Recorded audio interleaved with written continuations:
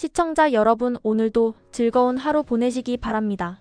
오늘의 사연 시작하겠습니다. 안녕하세요. 저는 30을 조금 넘긴 평범하게 직장에 다니며 홀로 살아가는 미혼 여성입니다. 몇 년 전부터는 스스로를 자취 경력 8년 차 자취 고수라고 부르곤 하죠. 원룸에서 시작해 투룸으로 다시 반지하에서 햇살 드는 작은 오피스텔로 이사 다니며 나름대로 저만의 공간과 생활 리듬을 지켜가며 살아왔습니다. 그런데 그런 저에게 작년 가을 정말 뜻밖의 존재 하나가 찾아왔습니다. 말도 없이 들이닥친 그 동거인은 제가 전혀 원하지 않았음에도 불구하고 당당하게 제 삶 속으로 들어와서는 무려 몇 개월 동안 저를 지긋지긋하게 괴롭혔습니다. 참을 만큼 참았고 나름대로는 조용히 해결하려고도 했지만 도무지 사라지지 않더군요. 결국 몇 달간의 인내심이 바닥을 친 어느 날 진짜 더는 못 참겠다 싶어서 온 힘을 다해 마음을 단단히 먹고 그 동거인을 쫓아냈습니다. 단호하고 철저하게요. 그리고 그 순간 믿을 수 없을 만큼 속이 후련했습니다. 마치 숨막히는 방 안에 바람이 확 들어오는 느낌? 매일매일 저를 짜증나게 만들고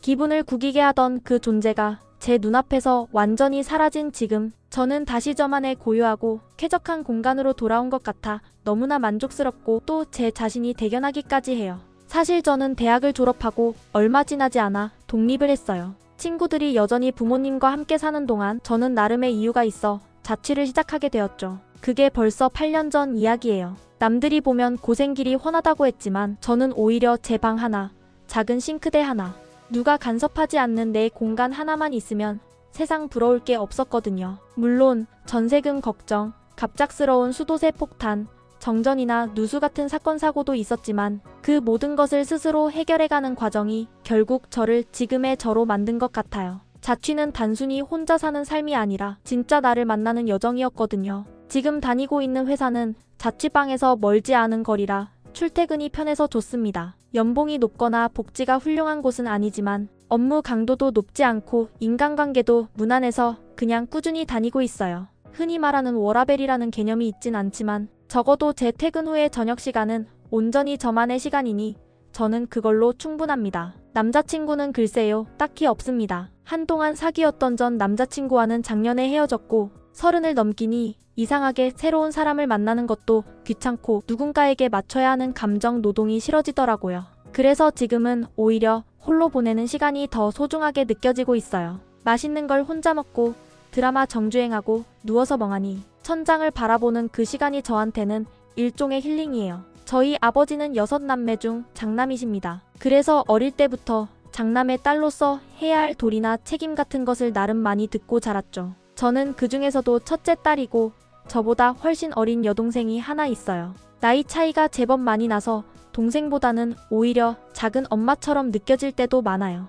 동생에게 늘 좋은 본보기가 되고 싶고 든든한 언니가 되고 싶은 마음이 커서 제 생활 하나하나에 더 책임감을 가지려 했던 것도 사실입니다. 그런 제가 작년 가을부터는 제 집안에서조차 마음 편히 숨 쉴 수 없는 삶을 몇 달간 겪었던 거죠. 동거인 문제는 말로 설명하기엔 복잡하지만 중요한 건 지금 그 모든 스트레스의 근원이 사라졌다는 것, 그리고 저는 다시 제 삶을 회복했다는 사실이에요. 혼자 있는 시간, 혼자 먹는 밥, 혼자 켜놓은 조명의 따뜻함이 다시 제 삶에 돌아왔고 저는 오늘도 그 소중한 일상을 껴안으며 살아가고 있습니다. 작년 가을 어느 날이었어요. 주말이라 늦은 아침을 먹고 소파에 기대어 느긋하게 쉬고 있었죠. 커피 한 잔 내려놓고 조용히 책을 읽고 있는데 갑자기 전화벨이 울렸습니다. 전화 화면을 보니 익숙한 이름이 뜨더라고요. 이넷째 작은 아버지의 딸이었어요. 저는 아버지가 6남매 중 장남이시다 보니 자연히 사촌 형제들도 많습니다. 많고 많은 사촌들 중에서도 이 사촌 동생은 특히 어릴 때부터 자주 보던 친숙한 아이였기에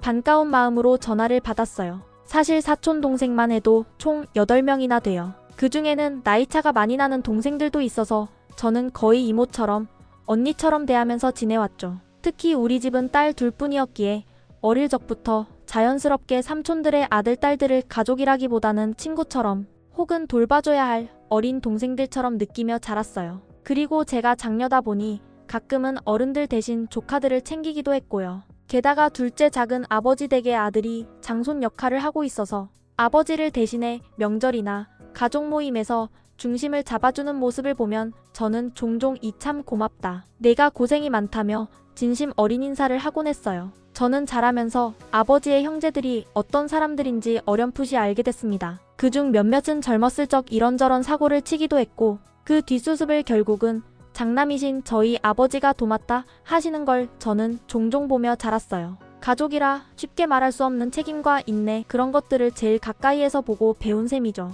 그렇다고 해서 저는 그 삼촌들을 미워하거나 거리를 두진 않았어요. 어른들의 사정은 어른들의 몫이라 생각했고 저는 제 또래인 사촌 동생들과는 있는 그대로 친하고 귀엽게 생각하며 잘 지내왔거든요. 그래서였을까요? 오랜만에 그 사촌 동생에게 전화가 오자 저는 정말 반가웠습니다. 요즘 연락 뜸했는데 뭐 하나 보다 하는 생각으로 자연스럽게 받았는데 수화기 너머에서 들려온 목소리는 예상과는 너무 달랐어요. 전화를 받자마자 동생이 울먹이며 말했어요. 언니, 순간 뭔가 이상하다는 예감이 확 들었어요. 감정이 북받친 목소리, 말끝이 떨리는 게 느껴졌거든요. 왜? 무슨 일이야? 저는 놀라서 다급하게 물었습니다. 그랬더니 동생이 한참을 뜸들이더니 마침내 입을 떼더라고요. 언니 집에서 며칠만 있으면 안 될까? 그 말에 가슴이 철렁 내려앉았습니다. 이건 단순히 놀러 가도 돼?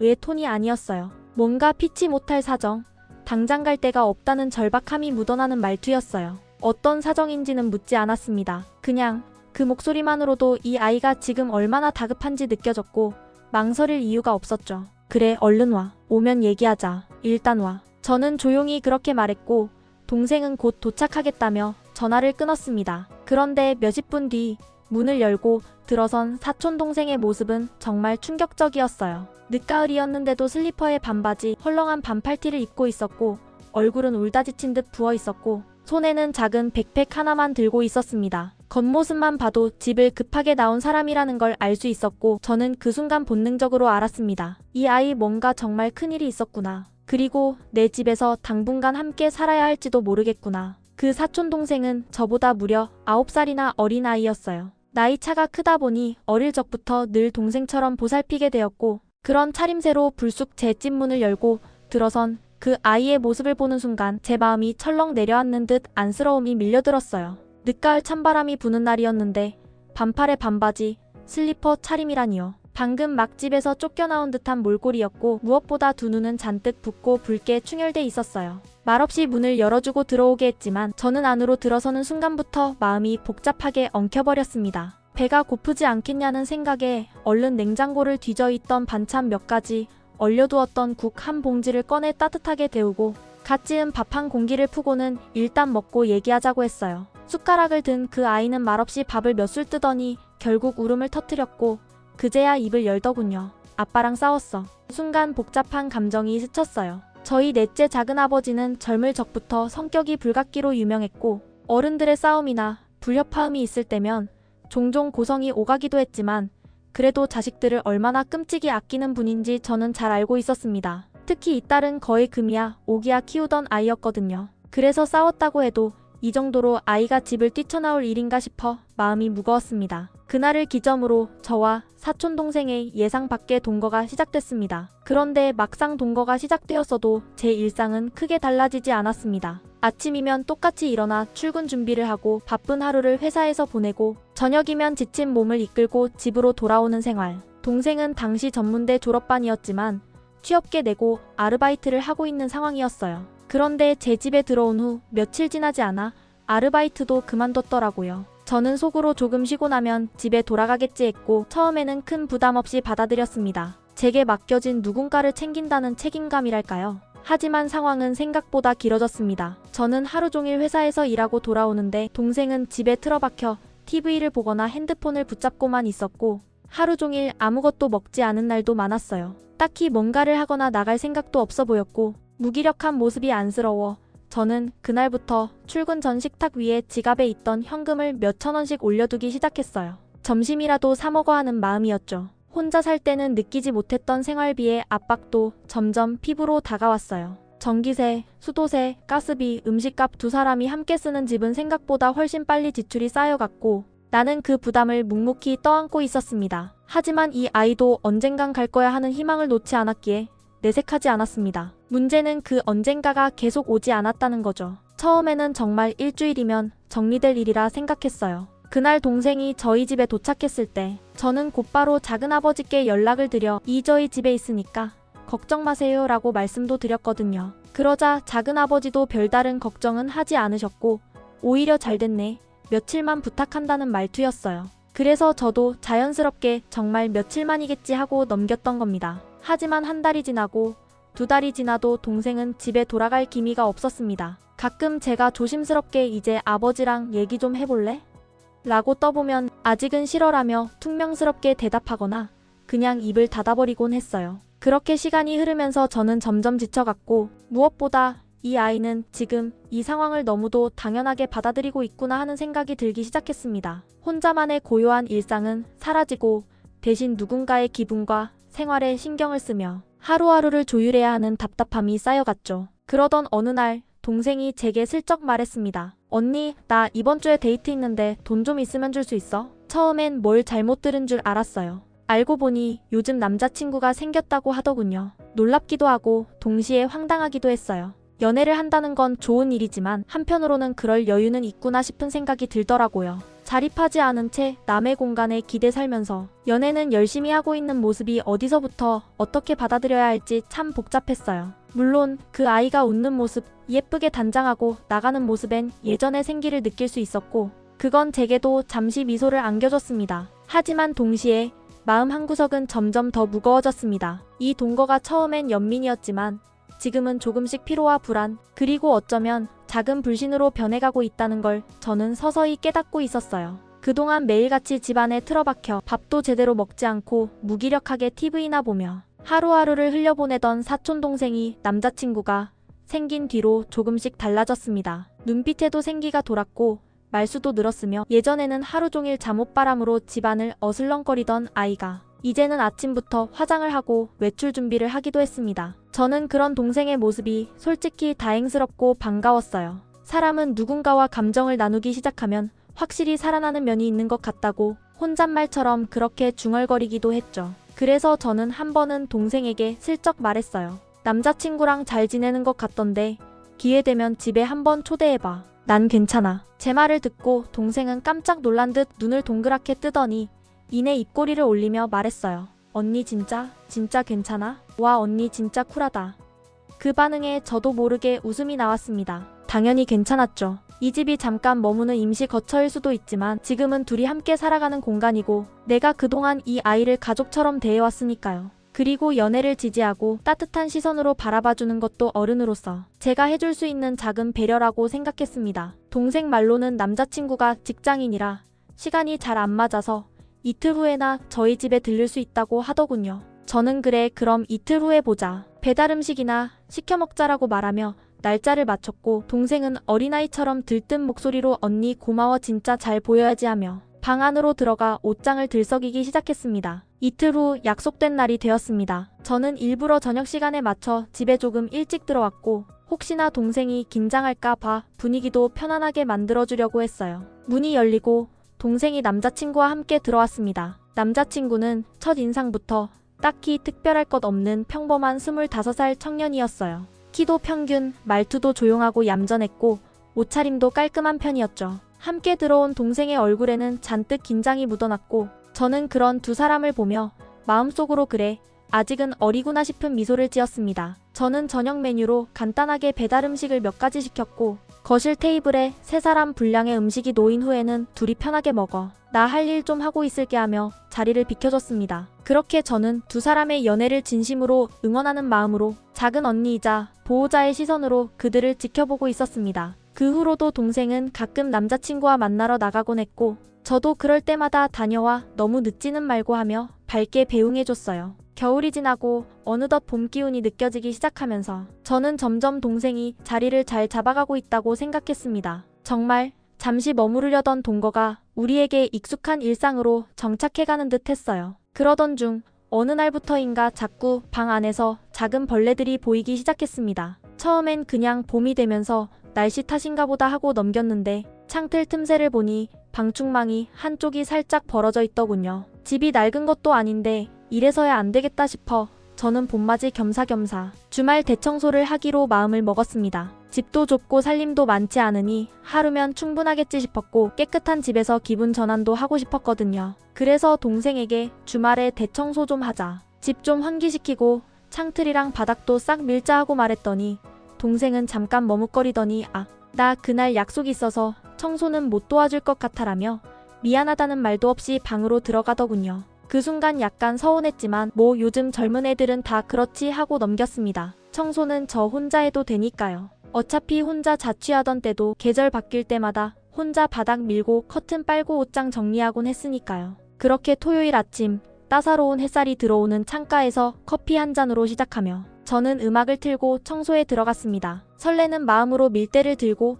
욕실 문을 열고 옷장을 정리하고 한참 동안 제가 몰랐던 먼지와 벌레 사체들을 닦아내며 뿌듯한 기분에 젖어 있었어요. 그때까지만 해도 저는 몰랐습니다. 그 평범한 청소가 곧 내 인생에서 가장 충격적인 발견으로 이어지리라는 걸. 주말 대청소는 제게 작은 의식 같은 거였어요. 계절이 바뀔 때마다 방 안의 묵은 먼지와 답답한 기운을 털어내는 스스로에게 주는 정리의 시간. 이번에도 그런 마음으로 귀에 익은 신나는 플레이리스트를 틀고 창문을 활짝 열어 햇살과 봄바람을 들이면서 청소를 시작했습니다. 계획대로 침실방부터 시작했죠. 먼저 침대 옆 테이블 위에 쌓여있는 책과 화장품 정리를 하고 침대보도 말끔하게 걷어내 세탁기에 넣었어요. 그런 다음 바닥을 닦으려고 침대 밑으로 청소기를 밀어 넣었는데 그 순간 저는 눈을 의심했습니다. 먼지 정도나 있겠지 싶었던 침대 아래에 휴지 뭉치며 각종 포장지며 이름 모를 쓰레기들이 잔뜩 쌓여 있었던 거예요. 조용히 숨죽여 웅크리고 있던 먼지 덩어리들 뿐 아니라 누가 일부러 밀어 넣지 않으면 들어갈 수 없을 정도로 침대 커버 아래 깊숙한 곳까지 쓰레기들이 들어가 있었어요. 처음엔 어안이 벙벙했지만 곧 동생이겠구나 싶었습니다. 제가 이 집에서 혼자 살 땐 이런 적이 한 번도 없었거든요. 특히 저는 침대 밑에 먼지가 끼는 게 너무 싫어서 일부러 바닥까지 내려오는 침대 커버를 사용하는 편이에요. 그러니 저 쓰레기들은 일부러 적어도 무심히는 아닌 방식으로 그 안에 들어갔다는 뜻이겠죠. 으이그 가시나 하고 나직이 중얼거리며 청소기를 멈추고 쓰레기 봉투를 들고 와 하나하나 꺼내 담기 시작했어요. 그 와중에도 기분이 개운치 않았습니다. 아무리 편하게 지낸다고 해도 이건 좀 심하잖아 싶었죠. 침실 청소를 마무리한 후엔 옷방으로 이동했습니다. 큰 짐이 있는 건 아니라서 옷들만 정리하고 나면 금방 끝나겠지 싶었어요. 옷방은 생각보다 깨끗했고 금방 정리됐어요. 문제는 거실 겸 주방이었죠. 이곳은 제가 늘 깔끔하게 유지하던 공간이었는데 소파 아래를 청소기 돌리다가 또 한 번 멈칫했습니다. 소파 밑에는 온갖 과자 봉지와 음료수 캔이 구겨진 채 모여 있었어요. 일부는 먼지가 쌓일 만큼 오래된 것들이었고 몇몇은 아직 음식물 찌꺼기가 남아있기도 했어요. 이건 좀 아니다 싶었습니다. 혼자 살 땐 벌레 한 마리도 보기 싫어서 작은 음식물, 쓰레기조차 바로바로 버리던 제가 요즘 부쩍 벌레가 보인다고 느꼈던 게 바로 이거였구나 싶었습니다. 청소를 다 마치고 마음도 정리되고 나니 몸은 피곤하지만 머리는 맑아졌어요. 샤워를 하고 맥주 한 캔 꺼내 혼자 치맥이나 하며 휴식하자 그렇게 생각하고 있었죠. 그런데 마침 그 타이밍에 동생이 돌아왔습니다. 그런데 그 아이가 입고 들어온 옷이 눈에 확 들어왔어요. 몇 주 전 제 월급날 기분 전환 겸 사둔 고운 원피스였거든요. 아직 태그도 떼지 않은 채 옷걸이에 걸어둔 외출용으로 고이 아껴둔 바로 그 옷. 순간 가슴에서 뭔가 훅 올라왔습니다. 설마 그걸 입고 나갔다고? 동생은 천연덕스럽게 들어와 휴대폰을 확인하며 웃고 있었어요.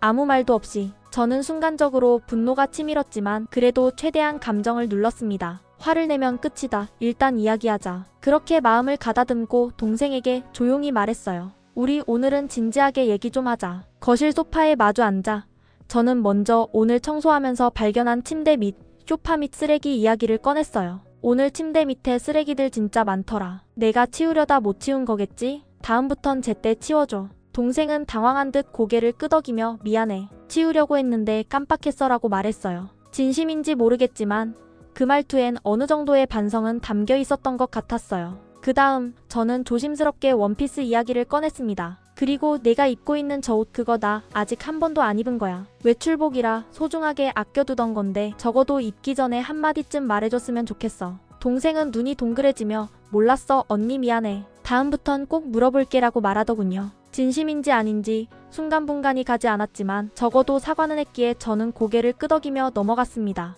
이상하게도 그 순간 그렇게 미안해하는 동생이 귀엽게도 느껴졌어요. 나이 차이가 나서일까요? 아니면 가족이라는 끈 때문일까요? 순간적으로 울컥했던 감정은 어느새 사그라지고 저는 쓴웃음을 지으며 말했어요. 그래, 그럼 오늘은 치킨 시켜 먹자. 그랬더니 동생은 아냐, 나 밥 먹었어, 언니 혼자 먹어 하더니 자기 방으로 들어가 버리더군요. 저는 혼자 맥주를 꺼내고 치킨을 주문해 조용히 혼자만의 시간을 즐기며 하루를 마무리했습니다. 그런 일이 있고 나서 며칠 동안은 동생도 조심하는 모습이 느껴졌어요. 뭔가 조금은 스스로를 의식하는 듯 했고 쓰레기를 몰래 버리는 소리도 들렸고요. 그 며칠 동안 저는 이젠 좀 나아지려나 하는 희망을 조심스럽게 품었습니다. 하지만 그건 정말 아주 짧은 착각이었단 걸 곧 알게 되었죠. 생전 설거지 한번 하지 않던 사촌 동생이 며칠 전부터는 싱크대에 그릇을 깨끗이 정리해 놓고 청소기도 돌려놓고 물걸레질까지 해놓는 걸 보면서 저는 처음엔 의아했습니다.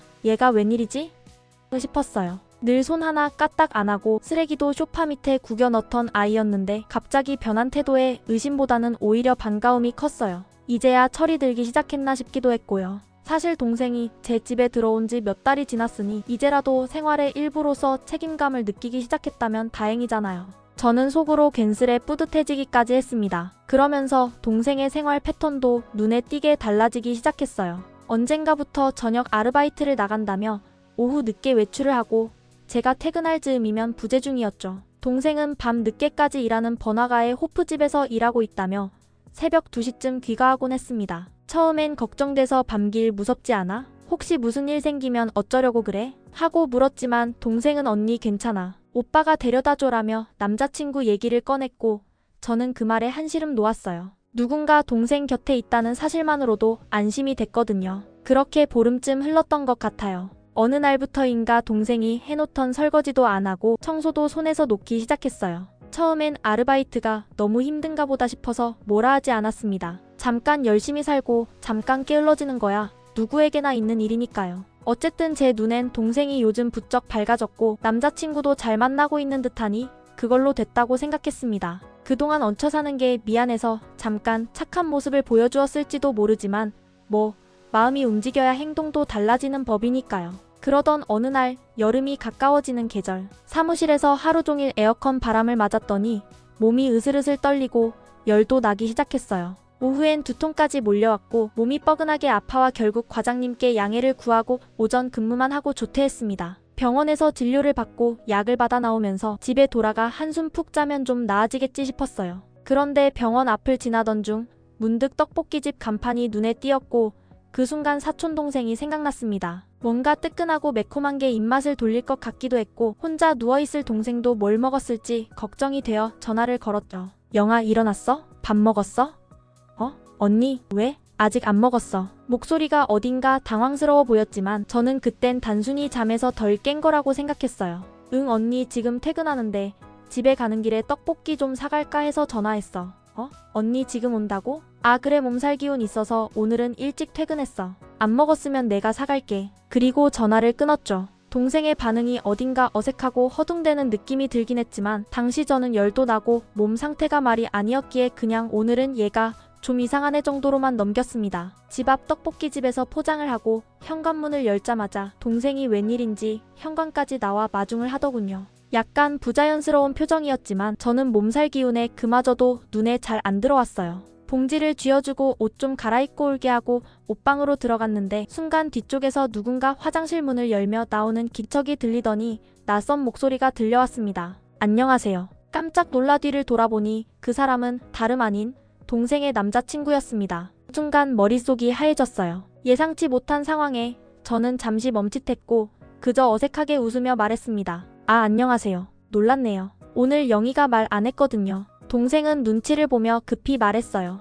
아까 오빠가 근처 일하러 나왔다가 일이 일찍 끝났다고 해서 잠깐 들렀어. 저는 억지로 미소를 지으며 고개를 끄덕였습니다. 그랬구나. 말이라도 해주지 영시 것도 사올걸. 어쨌든 반가워요. 그리고 영희 잘 챙겨줘서 고마워요. 전 좀 누울게요. 몸이 안 좋아서. 그렇게 옷을 갈아입고 방에 들어와 이불 속에 들어갔습니다. 몸이 너무 지쳐 있었고 병원에서 맞은 주사 때문인지 금세 깊은 잠에 빠져들었어요. 그 시간 동안 무슨 일이 있었는지 알 수도 없었고 알고 싶지도 않았어요. 다만 그날 방 안의 공기가 어딘가 묘하게 어색했던 게 기억납니다. 말로 설명할 수 없는 미묘한 어긋남 같은 것. 얼마나 잤을까? 한숨 푹 자고 나니 오전보다는 몸이 한결 가벼워졌고 물 한 잔 마시러 거실로 나왔어요. 그런데 그 순간 저는 또 한 번 멈춰 섰습니다. 소파 위 동생과 남자친구가 서로의 어깨에 기대어 나란히 누운 채 잠들어 있었던 겁니다. 아무리 가족처럼 지낸다 해도 이 집은 제 공간이자 제가 생활하는 자취방이었고 두 사람의 저런 모습은 저에겐 경계를 무시한 무례함처럼 느껴졌습니다. 그 순간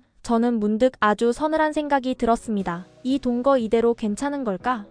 그리고 그 답은 생각보다 빠르게 예상치 못한 형태로 제 눈앞에 펼쳐지게 됩니다. 행여라도 거실에서 자고 있는 아이들, 그러니까 사촌동생과 남자친구가 깰까 싶어 저는 조용히 물을 한 잔 떠서 천천히 마시고 다시 방 안으로 들어와 조심스레 이불 속으로 들어갔습니다. 몸살 기운 때문이었는지 아니면 머리가 무겁고 마음이 허해서였는지 침대에 눕자마자 또다시 깊은 잠에 빠져들었어요. 아마 그날 하루에만도 몇 번이고 잠에 들고 깨고를 반복했던 것 같아요. 다음에 눈을 떴을 땐 이미 밤이었습니다. 창밖은 어둑어둑했고 집 안은 조용했습니다. 깨어보니 몸 상태는 많이 나아져 있었어요. 열도 내린 듯하고 팔다리의 묵직함도 사라진 듯했죠. 하지만 이상하게도 회복된 몸과 달리 마음은 왠지 모르게 허전했습니다. 집안 어디에서도 인기척이 느껴지지 않았고 불도 꺼져 있었고 냉장고 소리만이 울릴 뿐 정적이 너무 무겁게 내려앉아 있었거든요. 그 정적 속에서 문득 내가 혼자라는 사실이 다시 한번 선명하게 느껴졌고 그 순간 이상하게 마음 한 구석이 쓸쓸하게 저려왔습니다.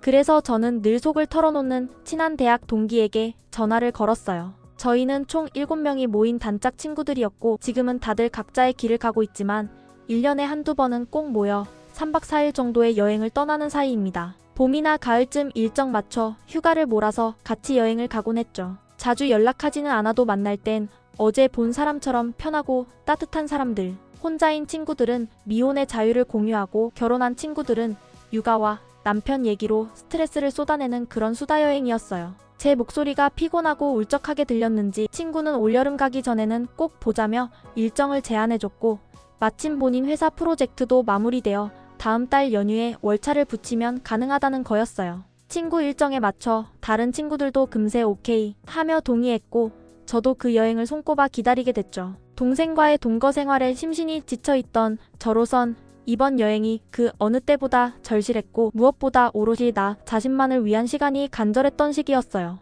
그렇게 시간이 흘러 여행날이 다가왔습니다. 저는 동생에게 3박 4일 동안 집 좀 잘 부탁해 하고 이야기하고 가볍게 짐을 챙겨 여행길에 올랐습니다. 그런데 예상치 못한 변수는 늘 있죠. 일정 잡은 친구의 회사에 급한 업무가 생겨 결국 우리는 2박 3일로 일정을 줄여야 했고 그 대신 더 열심히 놀자며 모든 시간을 알차게 써서 스트레스 풀기 미션을 완수했어요. 바닷가에 앉아 맥주를 마시며 친구들과 수다를 떨던 그 순간 저는 정말 몇 개월 만에 처음으로 내가 살아있는 느낌을 받았고 다시 웃을 수 있었어요. 그리고 여행을 마치고 늦은 저녁쯤 집에 도착했죠. 현관문을 여는 순간 집안에 퍼진 미세한 낯설미 느껴졌습니다. 동생은 깜짝 놀란 얼굴로 현관으로 뛰어나왔고 당황한 기색이 역력했어요. 언니, 오늘 온다고 했었나? 아, 나 원래는 내일인데 친구 회사에 일이 생겨서 하루 일찍 왔어. 연락 못했네. 그렇게 말하며 저는 캐리어를 끌고 안방으로 들어가려 했습니다. 핸드폰 충전을 해야겠다는 생각에 자연스럽게 방으로 들어가려는데 동생이 문 앞에서 갑자기 저를 막아섰어요. 언니, 거긴 지금 아니? 언니, 그 잠깐만. 동생의 표정은 분명 뭔가 감추려는 듯 불안했고 저는 무슨 일인가 싶어 왜 그래? 하고 문을 열었죠. 그리고 그 순간 제 눈앞에 펼쳐진 광경은 제가 절대 잊지 못할 장면이었습니다. 제 침대 위에 동생의 남자친구가 누워 있었어요. 그것도 이불을 허리까지 덮은 채로 아무렇지도 않게. 제 침대, 제가 아플 때 열나고 땀 흘리며 누워 있었던 그 침대에 남의 남자친구가 누워있는 모습. 방 안에는 여전히 그 둘의 체온이 남아있는 듯했고 커튼은 반쯤 닫혀 어둑했고 공기조차 이상하게 끈적했습니다. 그 순간 제가 느낀 감정은 분노와 충격을 넘어선 모멸감이었어요. 내 공간을, 내 사적인 영역을 아무런 허락도 없이 말도 없이 이렇게 함부로 더럽힐 수 있다는 게 도저히 용납이 되지 않았습니다. 단지 사람에 대한 문제가 아니라 나라는 사람에 대한 최소한의 존중조차 없다는 걸 깨달았을 때 저는 말 그대로 피가 거꾸로 솟는 느낌을 받았습니다. 입술이 떨릴 정도로 분노가 차올랐고 저는 더는 참을 수 없었어요. 지금 이게 뭐 하는 거야? 제 목소리는 차가웠고 눈은 벌개져 있었을 거예요. 저는 그 순간 모든 참았던 말들을 쏟아내고 싶었습니다. 단 한마디로 끝날 수 없는 수많은 감정들, 섭섭함, 실망, 무시당한 느낌, 지쳐왔던 날들, 그 모든 게 이 순간 하나로 폭발해버릴 것 같았습니다. 저는 더는 참을 수 없었습니다. 제 얼굴은 뜨거워졌고 눈앞이 뿌옇게 흐려졌으며 가슴은 쿵쾅거리며 요동쳤습니다. 그렇게 몇 초간 숨을 고르며 침대 위 남자의 모습과 문 앞에서 얼어붙은 사촌 동생을 번갈아 보다가 결국 터져버렸습니다. 야, 너 지금 뭐 하는 거야? 진짜 너 정말 해도 너무한다. 아무리 어려도 그렇지, 아무리 가족이라도 얹혀 사는 처지면 눈치라도 있어야 하는 거 아니야? 너 지금 내가 무슨 짓을 하고 있는지 알아? 제 목소리는 떨렸고 분노와 배신감이 목 끝까지 올라와 흔들렸습니다. 그동안 동생이라고, 어린 동생이라고 설거지 한 번 안 해도, 청소 한 번 안 해도, 옷을 말도 없이 입어도 그래, 이해했어. 배려했어. 참았다고. 근데 네가 지금 이딴 식으로 나와? 말을 마친 저는 손가락으로 문을 가리켰습니다. 안 되겠다. 당장 나가. 너 여기서 나가. 내 집으로 가든 내 남자친구 집으로 가든 알아서 해. 나도 이제 못 참아. 그때 사촌 동생의 남자친구가 조심스럽게 입을 때려 하더군요. 저기 누나, 하지만 저는 그 말이 끝나기도 전에 고개를 획 돌려 그를 향해 말했습니다. 영씨도 마찬가지예요. 영희보다 나이가 많으면 조금이라도 어른스러운 행동을 해야 하는 거 아니에요? 이게 뭐예요, 지금? 여기가 모텔방이에요? 여기가 무슨 러브호텔이에요? 남의 집이에요. 남의, 그것도 제가 피땀 흘려 월세 내는 집이란 말이에요. 둘 다 나가세요. 지금 당장. 그 순간 두 사람은 얼어붙은 듯 꼼짝도 하지 않았습니다. 하지만 저는 멈추지 않았습니다. 쌓이고 쌓였던 모든 것들이 터져나오고 있었거든요. 너 진짜 따로 행동하면 안 돼. 얹혀 살면서 말도 안 되는 행동해도 되는 줄 알아? 너 사촌 언니가 아니라 남의 집에서 일했으면 진작 쫓겨났어. 너 지금 그걸 모르고 있지? 쓰레기 박아두고 손 하나 까딱 안 하고 남의 온 마음대로 입고 청소기라도 돌리면 뭐해? 결국 본색은 이거잖아. 그러면서 저는 동생을 정면으로 바라보며 이렇게 말했습니다. 너 말이야, 생각 좀 하고 살아. 너 솔직히 말해봐. 집에서 쫓겨난 이유 이런 것 때문 아니야? 똑같잖아. 맨날 더럽게 살고 정리도 안 하고 말은 없고 행동은 무례하고 20살 넘었으면 눈치라도 있어야지. 내가 작은 엄마, 작은 아빠라도 너 내쫓았겠다. 그 순간 동생은 저를 뚫어져라 보며 마치 억울하다는 듯 눈을 동그랗게 떴습니다. 그 표정에 저는 도저히 참을 수 없었습니다. 봐봐, 집안 꼴 좀 봐. 너 지금 눈 없어? 여행 가기 전이랑 지금이랑 같은 집이라고 생각해? 냄새 좀 맡아봐. 음식물 냄새에 탁자 위, 방바닥에 널브러진 쓰레기들 발 디딜 틈도 없이 널려있는 게 뭐야 이게.